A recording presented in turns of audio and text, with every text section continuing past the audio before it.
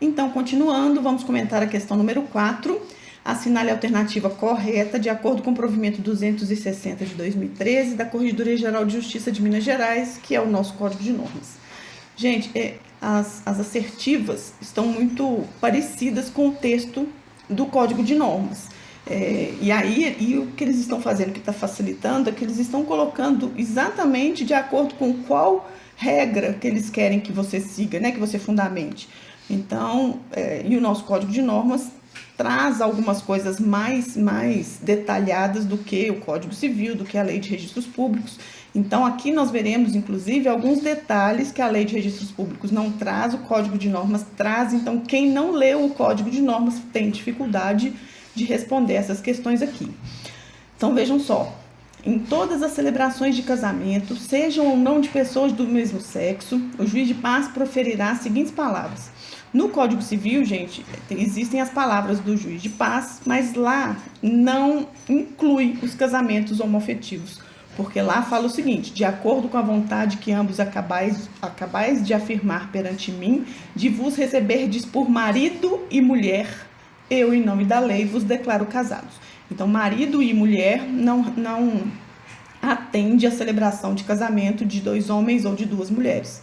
Então, aí em Minas Gerais, o Código de Normas já veio modificando isso e permitindo que se faça, que se tenha uma palavra uniforme, né? São palavras que são faladas no estado inteiro pelo juiz de paz ou quem estiver atuando como juiz de paz ad hoc, e uniformizando, e com isso permite que essa frase seja a mesma tanto para o casamento hétero quanto para o casamento homoafetivo. Fica muito mais isonômico, né?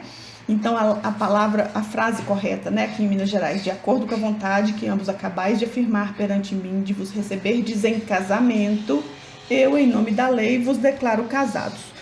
Esse texto, essa afirmativa, está aqui no artigo 509, parágrafo único, tem exatamente essas palavras. Em todas as celebrações de casamento, sejam ou não de pessoas do mesmo sexo, o juiz de paz proferirá as seguintes palavras, que são as mesmas que a gente acabou de ler, tá bom?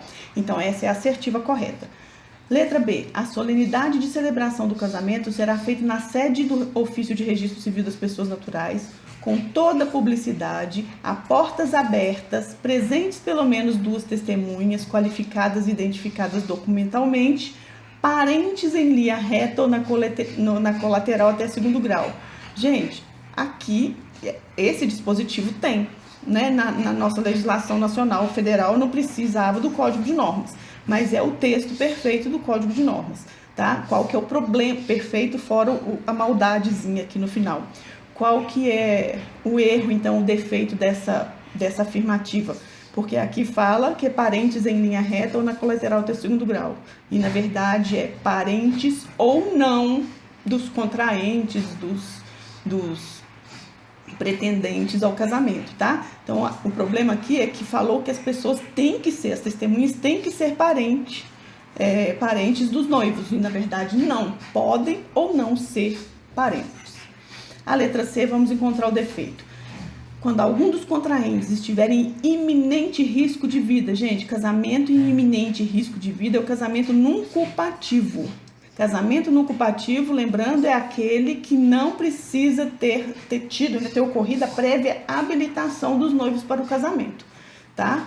Nós faremos aí, né, no caso do casamento nuncupativo, uma pseudo-celebração do casamento como o primeiro ato do casamento. Não precisa nem ter comunicado às pessoas, por exemplo, que vão casar, começado a preparar os documentos, não precisam ter startado a decisão de casar. Se estão em iminente risco de vida, iminente significa risco imediato mesmo, ou seja, na verdade é risco de morte, né? Ou seja, se existe chance de naquele momento falecer, lembrando que o risco de vida não pode ter tirado a lucidez, né? Porque tem que manifestar a vontade de forma inequívoca, tá? Então, estando ali iminente risco de vida, vão chamar 6 testemunhas para ouvir deles a vontade de casar.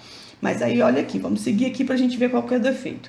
Não tendo sido possível a presença do juiz de paz, claro, né, gente? Então, vamos supor o exemplo que eu sempre gosto de dar. Ocorreu um acidente na estrada e a pessoa está numa hemorragia que não está sendo contida de forma alguma, vai falecer. Vamos esperar um juiz de paz aparecer ali? E ainda tem que ser o juiz que atende naquele local onde ocorreu o acidente? Impossível. É mais fácil, então, eles irem no cartório, né, e registrar o casamento. Mas não é o caso, tá? Então, não comparece, é impossível a presença do juiz de paz, seu suplente ou outro nomeado ad hoc pelo diretor do foro. O casamento num culpativo poderá ser celebrado na presença de 6 testemunhas que não tenham parentesco com os nubentes em linha reta ou na colateral até o 3º grau.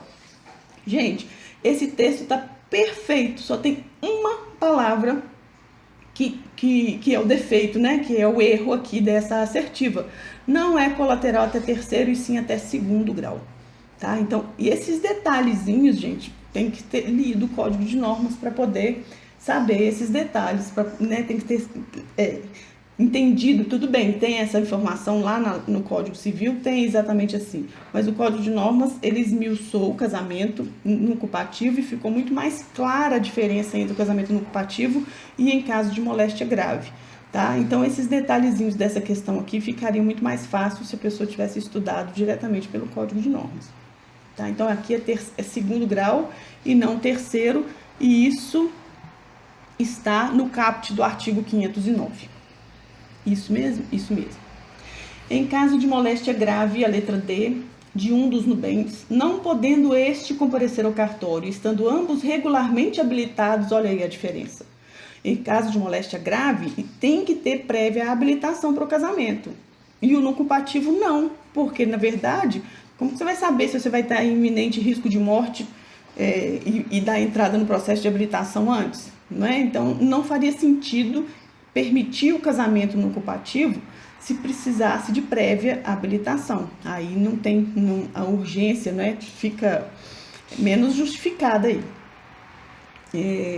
Não podendo esse comparecer ao cartório, estando ambos regularmente habilitados, o juiz de paz, acompanhado do oficial de registro, vai celebrá-lo onde se encontrar a pessoa impossibilitada, ainda que à noite, perante 4 testemunhas que saibam ler e escrever, lavrando-se o respectivo assento no livro B do registro de casamento. Gente, olha aqui, tudo bem, quantidade de testemunha.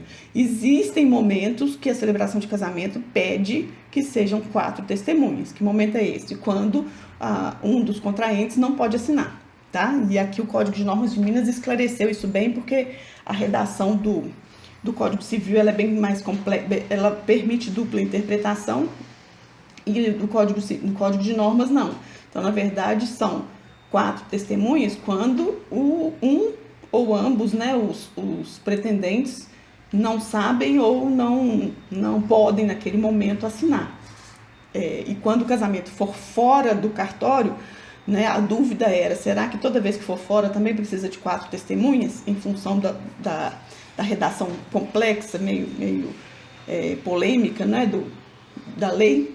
Então, no Código de Normas ficou muito claro, 4 testemunhas quando o casamento quando um dos pretendentes não puder ou não souber assinar. Quando o casamento for fora, não são 4, são 2. Tá? Então, aí nesse caso aqui, como existe a possibilidade de 4 testemunhas, e aqui no caso de moléstia grave, é claro, são 2 testemunhas, está claro aqui no artigo, então usaram isso para poder confundir a cabecinha da gente, né? Então, aqui no caso, vamos voltar lá no casamento em caso de moléstia grave. Nós temos aqui no artigo 520, que é perante 2 testemunhas e não 4. Então, a assertiva correta é a letra A, ok? Então, até breve, até a próxima questão, a gente comenta em seguida.